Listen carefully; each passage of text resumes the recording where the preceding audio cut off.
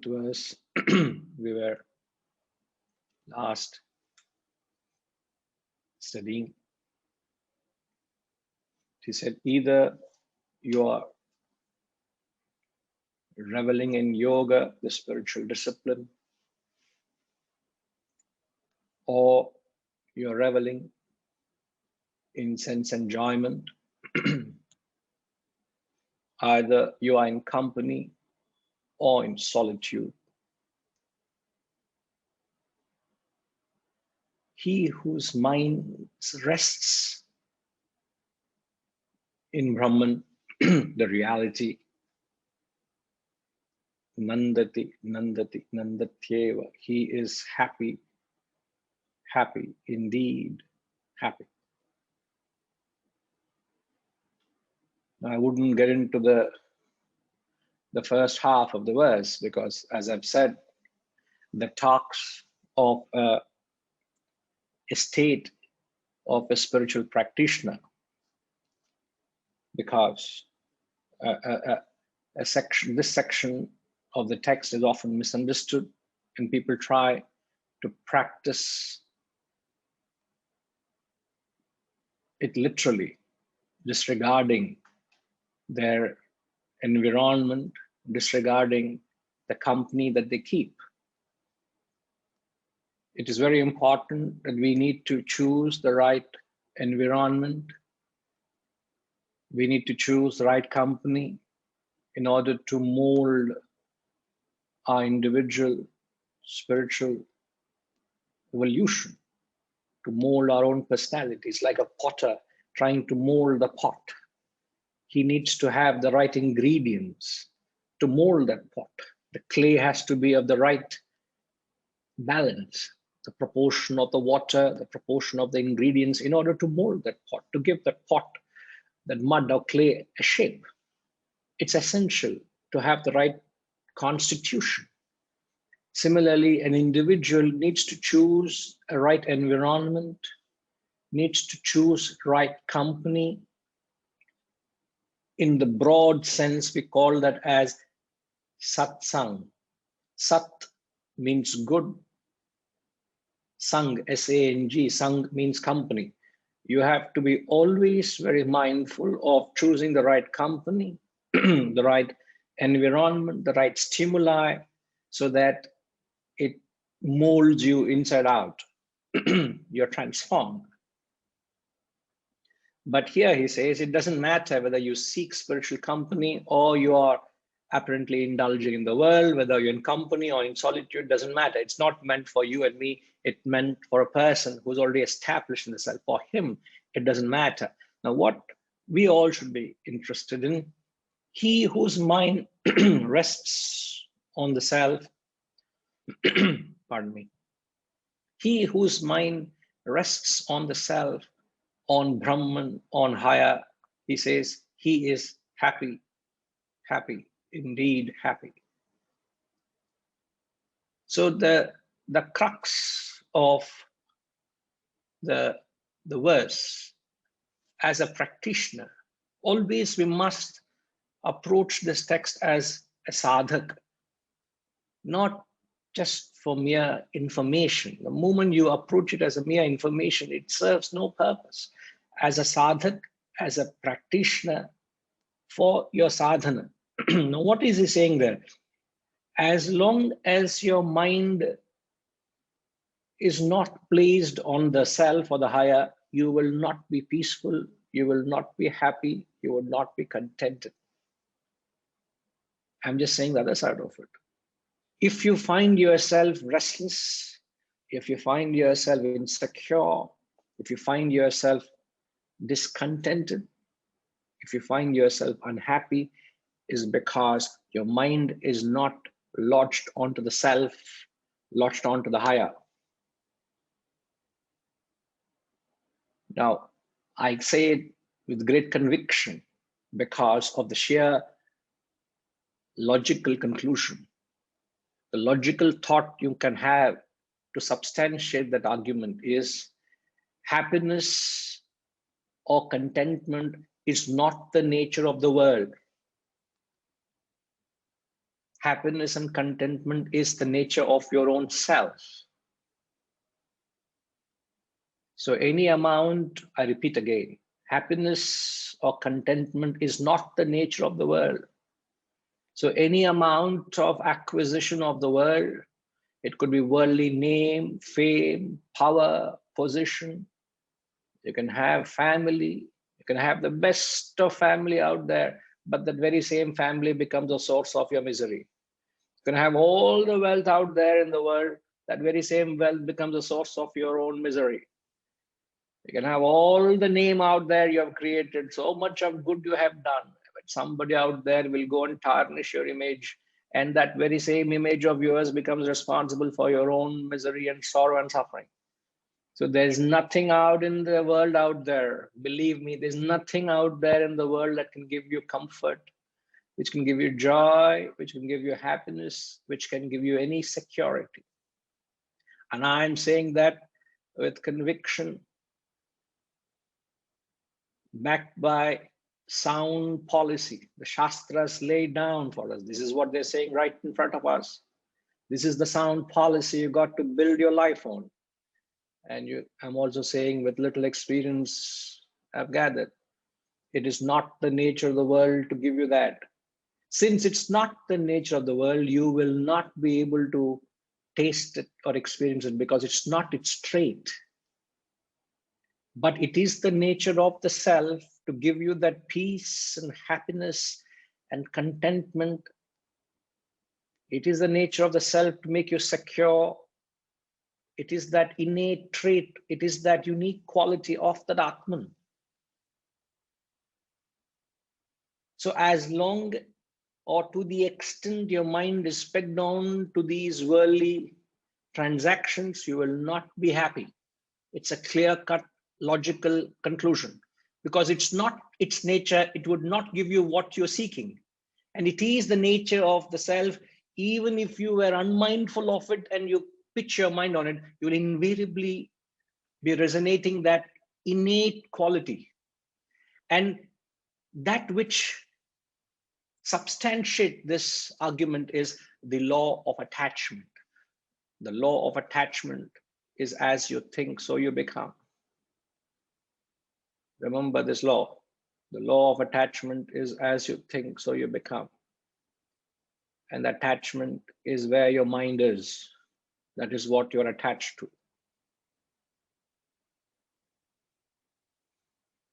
The law of attachment is as you think, so you become.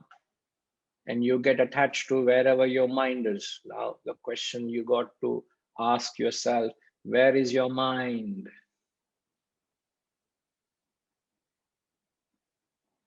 An ungoverned mind, where does it go?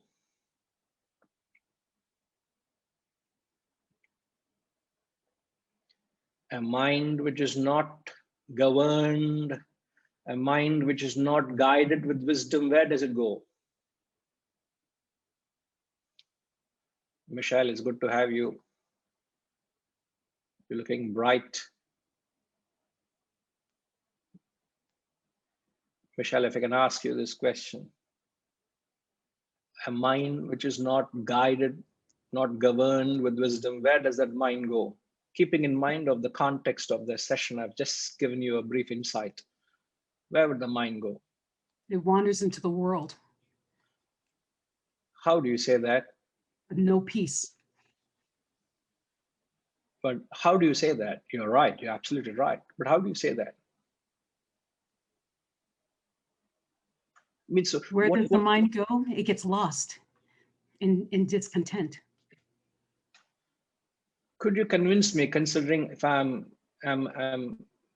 illiterate to this, can you give me some understanding? Why do you say that the mind goes into the world? I'm only trying to seek clarification so that we are convinced.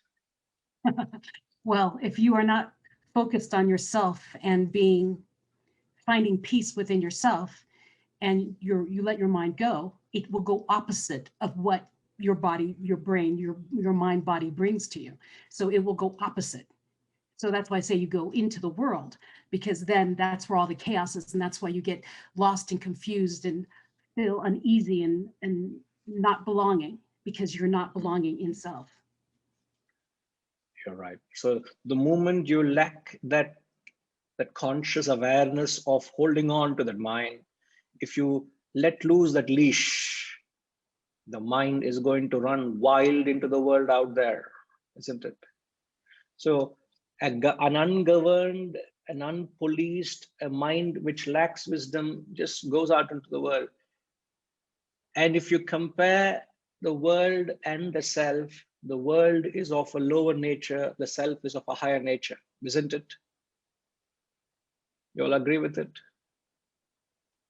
All you stack up, all the world you could acquire, all your life's acquisitions, you pile it up on one side, all your life, all the knowledge, all the reputation, all the applause, all that you could have achieved right from your first venture into the world, the first toy you got as a kid, that also is acquisition, isn't it?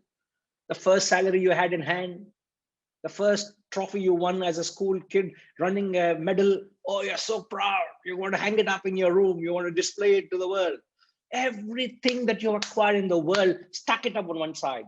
It can go perhaps taller than the Eiffel Tower. It can go taller than the Burj Khalifa, the tallest skyscraper in the world. It's taller than that, but yet all that will be dwarfed by the self.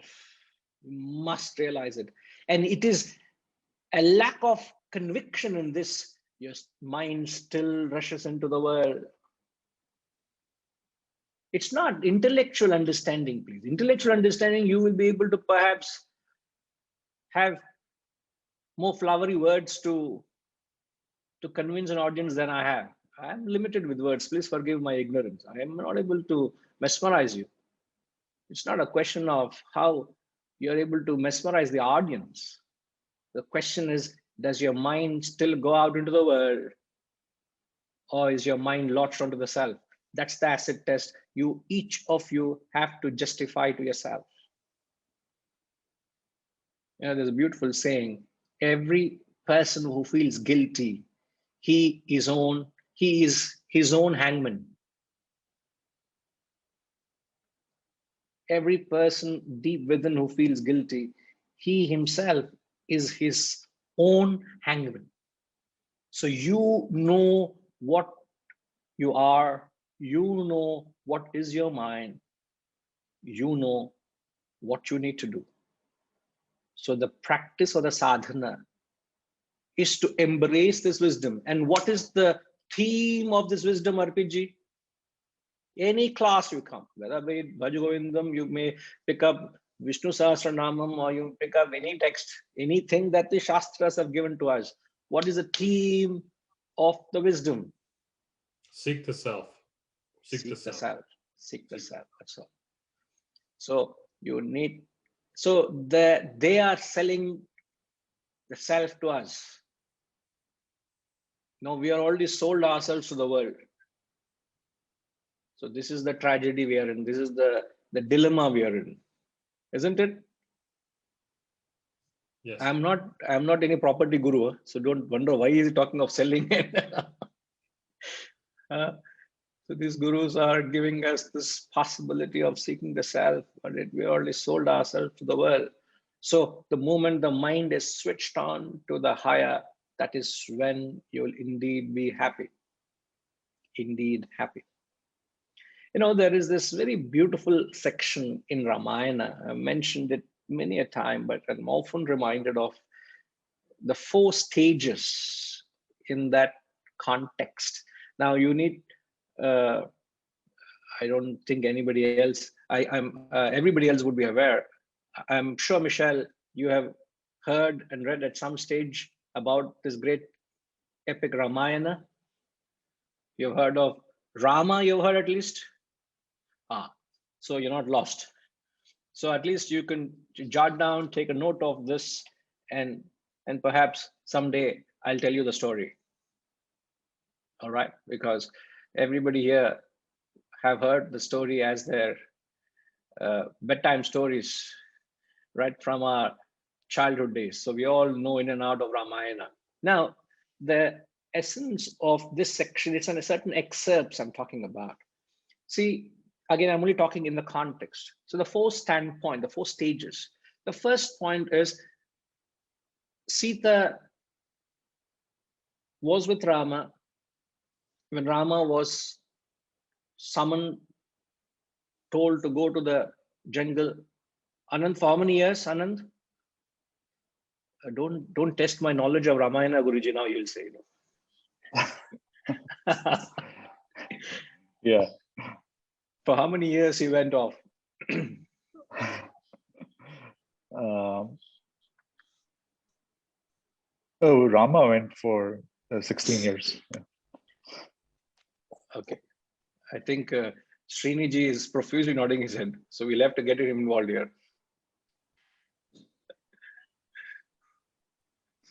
14 years. So a slight adjustment, a few years lesser, so It may have when- felt like 16. I tell you, guys have an answer for everything, I tell you. So he went 14 years off for a reason he couldn't fathom, something which just landed in his lap, and he was supposed to be coronated the next day, from what I gather in the story, and his father tells him, you pack off and go, because his brother, younger brother, would be coronated. No questions asked. He just packed his bags and he was supposed to leave, and he was wanting to leave. And Sita, she said, wherever you are, that's where I will be.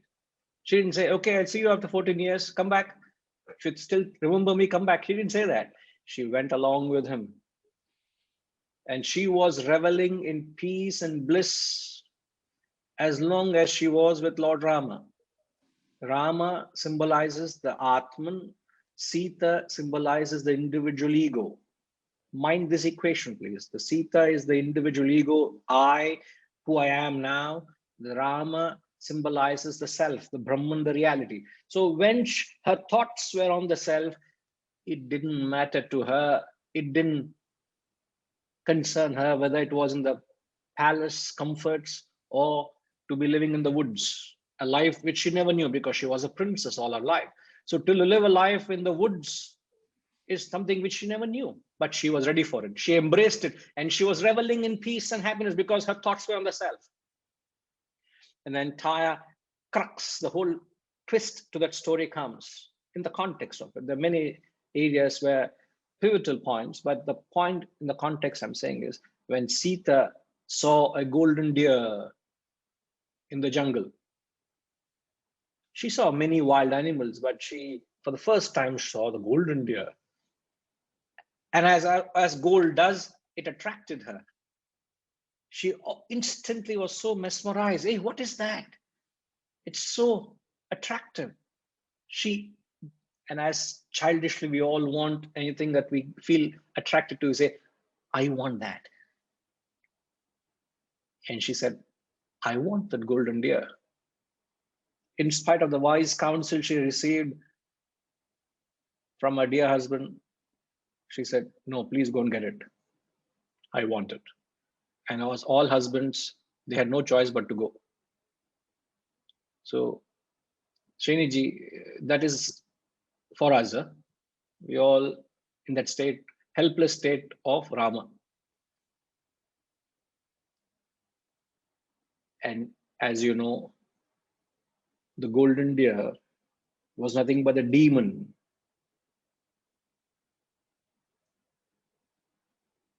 And she fell a prey into the hands of that monster, the 10-headed demon, Ravana. Sooner came and took over her, took away from Rama. So there was the separation from Rama, from Sita and Rama, because her thoughts for the first and only time were other than Rama. In the whole story, the only time she entertains her thoughts other than the self is in that point. That's how Valmiki is trying to convey a story, a message here. She thought other than the self, she got in trouble.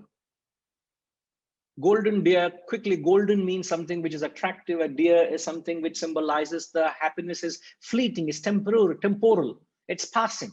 So any joy that you seek and get from the external world, it's tantalizing, it's very tempting, it draws you into it, but it is fleeting. You can't hold on to it. That's what a golden deer symbolizes. So she fell for an extroverted nature. She became extroverted. She was drawn into the external temptations and she fell a prey. Come back to point one. Point one is she was with Rama. It didn't matter whether she was in the comforts or no comforts. She was reveling in peace and happiness. The first time she entertained thought of the world, she got into trouble. The third point is she was separated from her husband. She was taken to Lanka.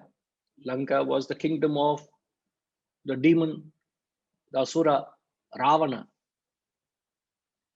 But very soon, the moment she was being taken away by the demon, she realized the folly of her action. She realized where she went wrong. She just felt, I wish I heard the wise counsel of my dear husband. And when she was in Lanka, she was placed in a vanam. Vanam means again a jungle, or she was not in the palace. She was offered everything by Ravana. Ravana wanted her to be his wife. She said, you will be a princess. You'll have all what you can ask for. And Ravana was a very powerful king. He had all the wealth and the name and the power. He was like, perhaps you can think Ravana as a billionaire. He had everything. He had the mightiest of yachts. He had a private chartered flight. He had villas. He had servants. He had whatever you can ask for. You step out, you will step into a Rolls Royce. That kind of a life he offered to Sita. But Sita said, thank you very much. I am not interested in all that you're offering. I realize where I've gone wrong. I want to get back to my husband, which is a self, the Atman, the reality, Rama.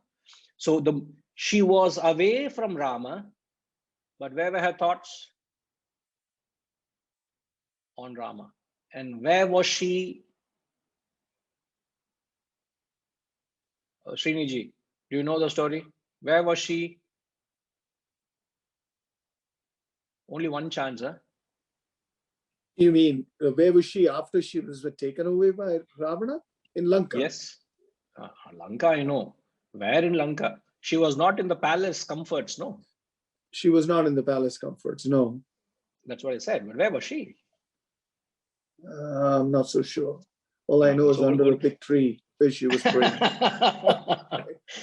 So and Hanuman goes and sees her.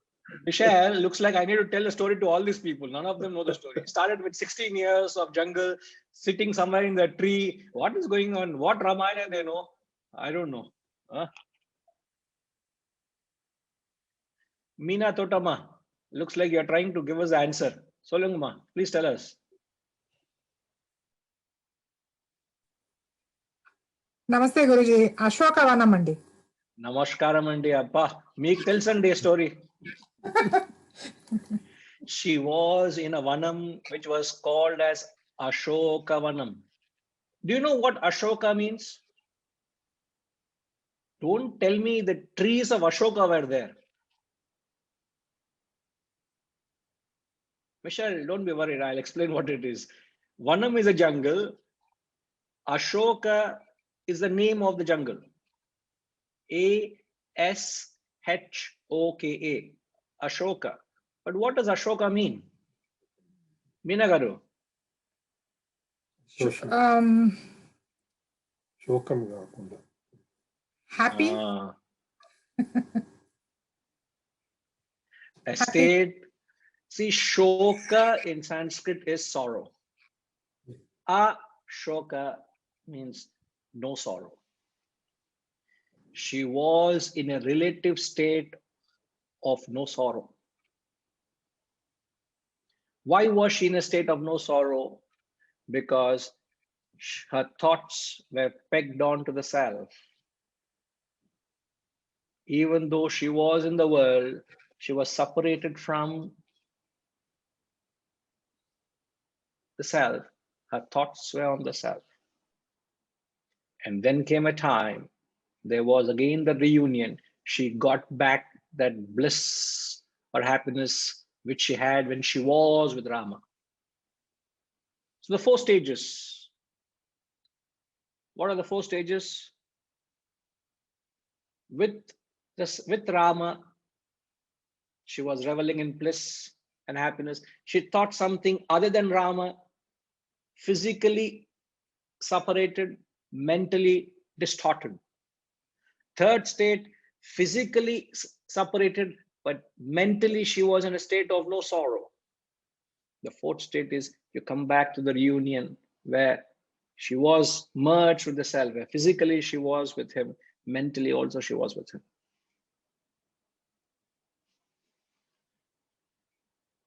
Michelle, have you got that 4 stages?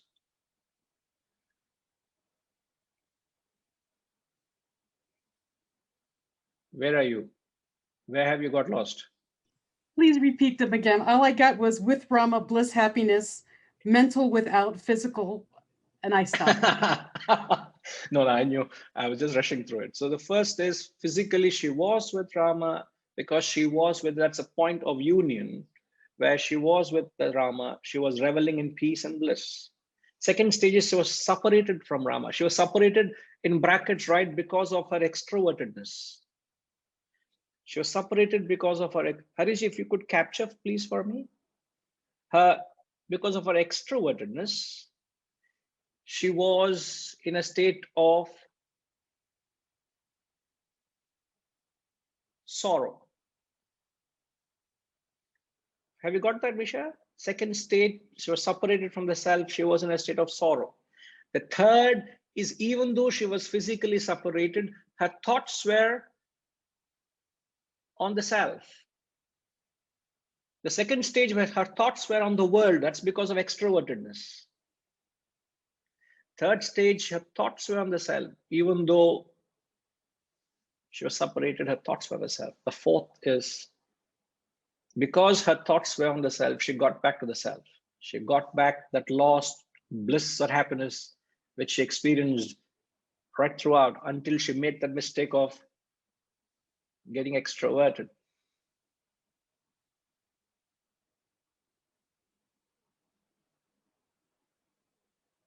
Is that clear, Misha?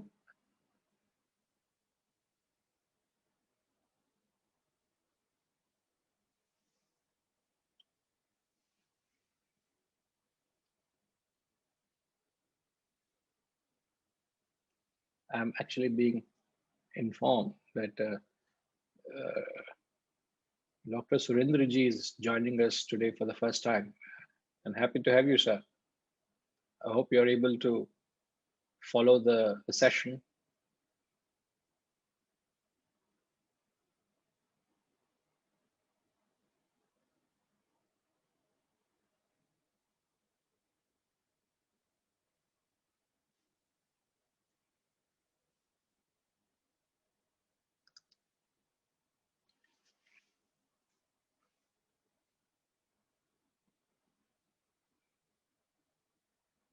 There you commented a state of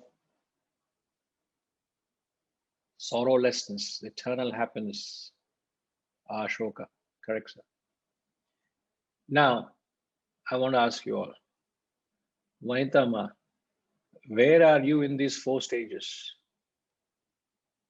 When I say you, where are we all at large?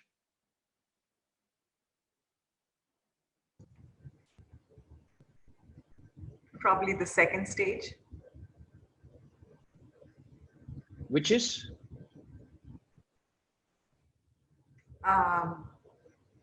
Thoughts directed to the outside world and physically outside. Thoughts directed away from the self.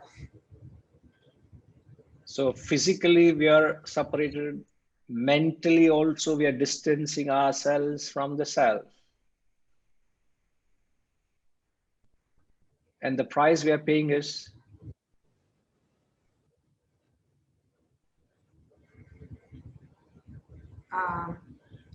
Agitation and anxiety and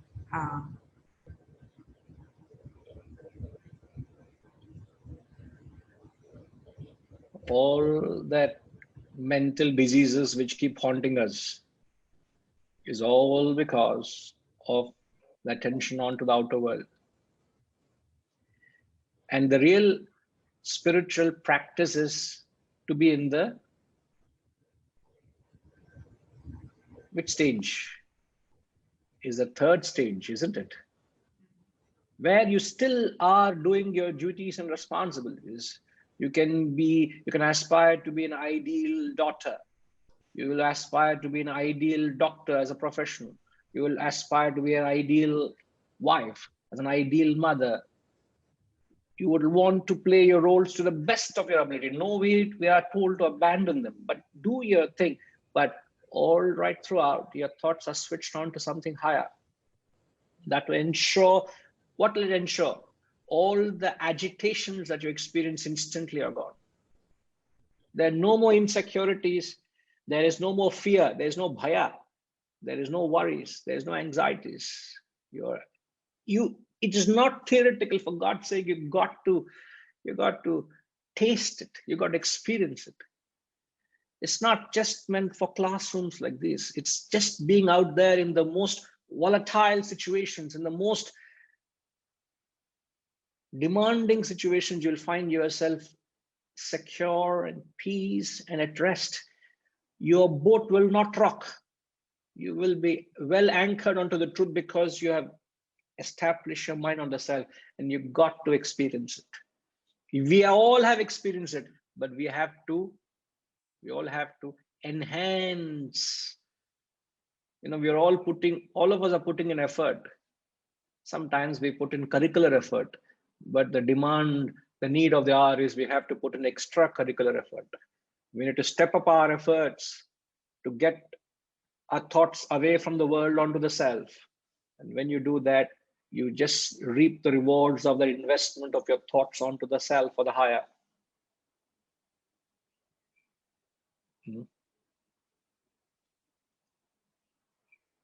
The road of life is ahead of you. You make the choice. Is it the world of insecurities or the fruits of investing your thoughts onto the higher? It's possible when you're still out in the world out there. You don't have to divorce yourself from your duties and responsibilities. That's what you gather. All right. Sriniji, are you following? Did you want to say something? You good? Perfect. Hirenji, all good, Ji?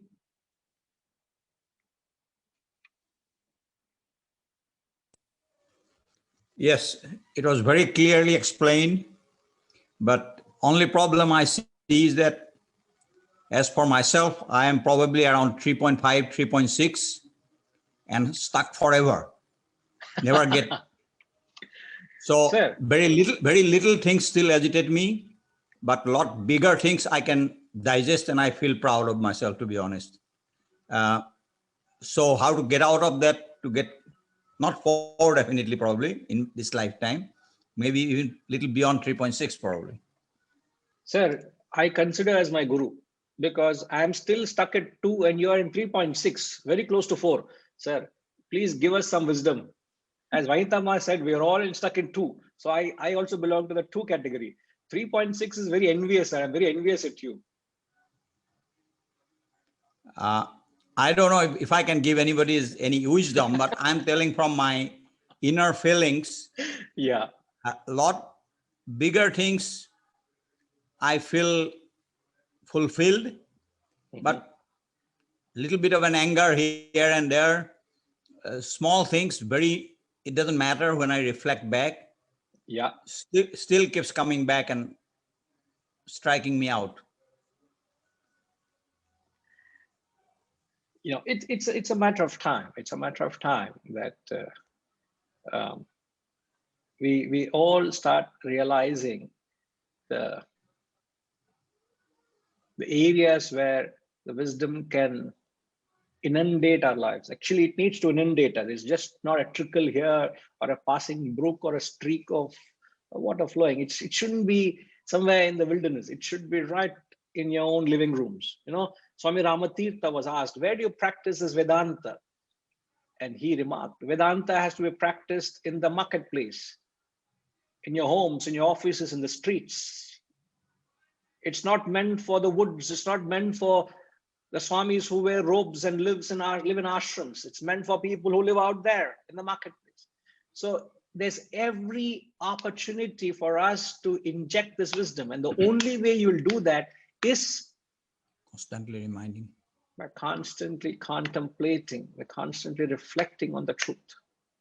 And these classes create an environment, as I've said in the beginning, they create an environment so that you're able to realign your thoughts, because it's many a time possible that we get derailed, isn't it? So Yeah. the moment you become conscious, you'll be able to Come back. inject that wisdom in areas where you feel there's a shortfall. So it's a personal journey, isn't it? 100%. Right? Yeah. But I will aspire to get to 3.6, sir. I didn't mean to boast I will, myself about. no, I will say Hirenji 3.6, version 3.6, you know, All right. HV 3.6. That's a new title for you. Hiren Hiren version 3.6. Rosen. So you can All right. you can start using that new title for yourself. No, I know. You're not, you're very, very genuine. I get what you're saying, sir. Okay. Surendraji, if I can ask you to clarify what you're asking. I know you have commented.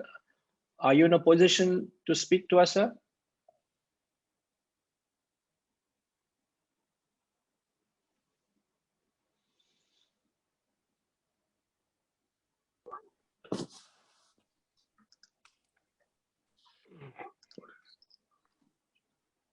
Greetings from Springfield, Ohio, United States. Pranam Swamiji. Can you Namaskar, hear sir. me? Yes. This is loud and Surender clear. Reddy Narabatla. Thank you for Sri Seturamanji to have me join this session. I very much enjoyed it. So as Swamiji, as you pointed out, we are all simply by joining this session, I believe we acknowledge that there is such a stage that you're pointing out, the stage 4. At least we kind of think there is such a thing. And we are looking for a path through holy men like yourself. And to be in the company of people at least trying to look in that direction gives a collective effort to go in that direction, I believe. So having said that, Guruji, BHAJAGOVINDAM,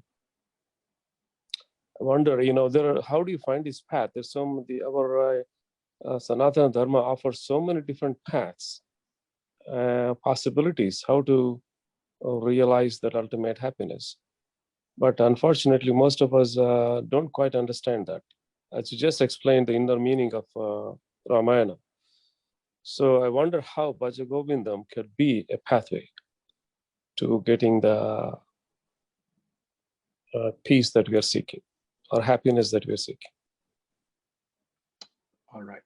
In fact, very, very succinctly, you have put it, and I'm glad the subject matter has resonated. It has resonated because it's very much that your mind is already in tune to this seeking the wisdom. Otherwise, it becomes very jarring. It becomes a discord because you're not in tune with the wisdom. In fact, all the scriptures are saying the same thing. They're all speaking that path, that roadmap to the self, to the truth. It's just a matter of being guided with certain clarity. And the onus is on the teachers, on the gurus, to be able to give out a roadmap, because these scriptures are speaking in their contemporary thought and language. And it needs to be translated in the current language, which you and I understand. So BHAJAGOVINDAM as a text is so down to earth, and yet it's pregnant with meaning. the deep content which is contained in the Sanatana Dharma or the Shastras. All I can say is one needs to be guided. As you rightly said, it's like if I come to you for a counsel on some ailment, it's up to you whether you can guide me and say, I don't have much time to enlighten you. Please go and Google and find out what's wrong with me. You know, I can give you a quick prescription. I'm sure you wouldn't do that. But there are few doctors out there who take the time out to educate a patient and tell them where exactly they are and what they need to do. The other day, I was so touched by, Harishji's younger brother, Vaintama's husband, was here, and so sweet of him, being a surgeon himself. He took the time out to, he just had a little time with him, and he took the time and the patients to actually educate. Even a illiterate like me could, I almost felt I also can now do a spine surgery, but I dare not. That's the kind of assurance he brought in to an ignorant person like me. So the onus is on the custodians of religion to pass that wisdom so that every man can lead that life, make him believe that it is meant to be injected into your life where you are. And the onus is on those who have taken it upon themselves to convey, because this truth is meant for every person from all walks of life. So my answer to you, Surendraji, is that there is enough wisdom out there. We just need to constantly keep questioning it.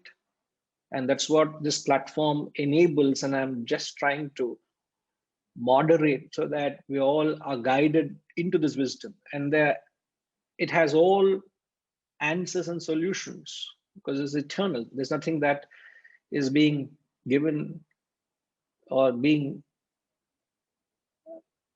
it's not, I'm taking anything out of my own hat. It's all laid out there. It's a laid out, time-tested truths of life. So it's just time and question everything that's given.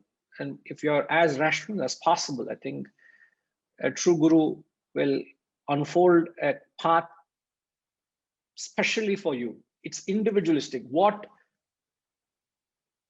a path is for Hirenji is not the path for Michelle, it's not the path for Vanitama, it's not a path for Anand.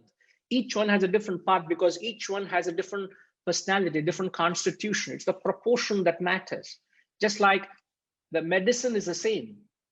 You can give the same medicine to a child, you give the same medicine to an adult, but you'll appreciate it's the dosage that matters. If you give the dosage of an adult to a child, perhaps it can become fatal, it can prove fatal. Similarly, we all need the three disciplines, which is knowledge, devotion, and action. Every individual needs these three spiritual practices. And all that matters is a guru helps you understanding your individual constitution to proportion these so that your needs are met and you evolve dynamically. It's that dynamic evolution, it's what that matters. It's not just being rubbed off because you're in a positive environment. You've got to gel with the whole pursuit, and then it truly transforms you. And that proportion matters. It's like, I always compare it to a fine tuning of the engine. When you take your vehicle for the first service, or if you take service for your vehicle is not performing well, he'll say, sir, please send in your vehicle. It needs to be fine tuned. He'll just take a screwdriver and a few just adjustments here and there. Exactly like, sir, all your, I'm just, Seetharamanji, please share that with everyone. And not that, we're saying in the right spirit. In fact, I'm just informed by Seetharamanji that Surendraji has done over 10,000 cardiac surgeries. Oh my God. My heart has just skipped a beat, sir. You have any advice for me? He is the popular author of Salt Kills. He has written a book and gives a lot of talk shows in the US.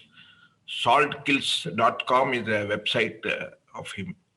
I've actually read your work, sir. Yeah. I got a hold of a book and I've actually read your works. I'm so happy Thank talking to the you. author.